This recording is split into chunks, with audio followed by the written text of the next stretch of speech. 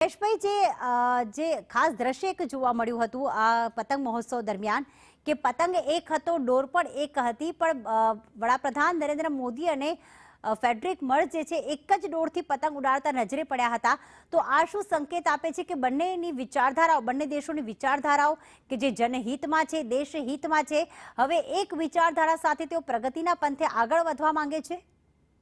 અત્યારના સંજોગોમાં આપણે જોઈએ તો ભારતના જર્મની સાથે ગાઢ સંબંધો છે અને વૈશ્વિક પટલ ઉપર જ્યારે ભારત વિશ્વની ત્રીજી મહાસત્તા બનવા તરફ જઈ રહ્યું છે ત્યારે જર્મનીની ભૂમિકા એમાં સૌથી મહત્વની છે. તો એ દર્શાવે છે કે બંને વચ્ચે ખૂબ જ એકતા છે, સામરિક રીતે પણ અને રાજકીય પરિપ્રેક્ષ્યમાં પણ જોઈએ તો બંને નેતાઓ વચ્ચે કેટલી આત્મીયતા છે એ દર્શાવવા માટે મને લાગે છે કે આ યુનિટી દર્શાવવાનો એક સિમ્બોલિક પ્રયાસ છે. બિલકુલ, આનાથી ભારત દેશને કેટલો લાભ થશે? 25 વર્ષ તો ગાઢ સંબંધો રહ્યા, મજબૂત રહ્યા, પરંતુ ભારત દેશની વિશ્વની ત્રીજી સત્તા બનવા માટે આગળ વધી રહ્યું છે. સાથે સાથે અત્યારે કહેવાય ને કે ટેકનોલોજી જે કહેવાય કે એઆઈ તરફ આગળ વધી રહ્યું છે ભારત દેશ અને દરેક દેશ. એવા સમયમાં જર્મની અને ભારતના સંબંધો બંને દેશના હિત માટે, ખાસ ભારતના દેશના હિત માટે, તેની જનતાના હિત માટે કેટલા મહત્વપૂર્ણ રહેશે? પ્રીતિ, સૌથી એક મહત્વનો મુદ્દો એ છે કે છેલ્લા થોડા સમયથી કેનેડા અને યુએસ આ બંનેમાં ભારતીય વિદ્યાર્થીઓ માટે ઘણા બધા અવરોધો હોય એવી નીતિઓ બહાર આવી રહી છે. એવા સમયે જર્મની એક સેફ હેવન તરીકે ઉભરી રહ્યું છે, જેમાં ભારતીય વિદ્યાર્થીઓ પણ ત્યાં વિશિષ્ટ અભ્યાસક્રમો માટે જઈ રહ્યા છે.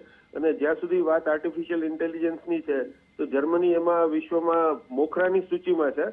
અને આપણે ગઈકાલે પણ જોયું કે રાજકોટમાં વાઇબ્રન્ટ સમિટમાં દેશના ટોચના ઉદ્યોગપતિઓએ ટૂલ સેન્ટરની અને આર્ટિફિશિયલ ઇન્ટેલિજન્સના મહત્વની વાત કરી.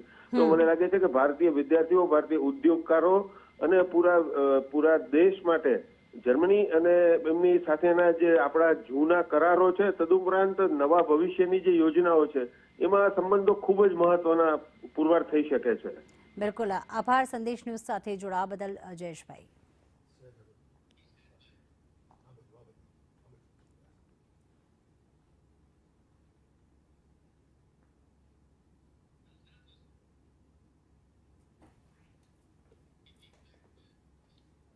તો અમદાવાદમાં વડાપ્રધાન નરેન્દ્ર મોદી ગાંધી આશ્રમની પણ મુલાકાતે પહોંચ્યા હતા.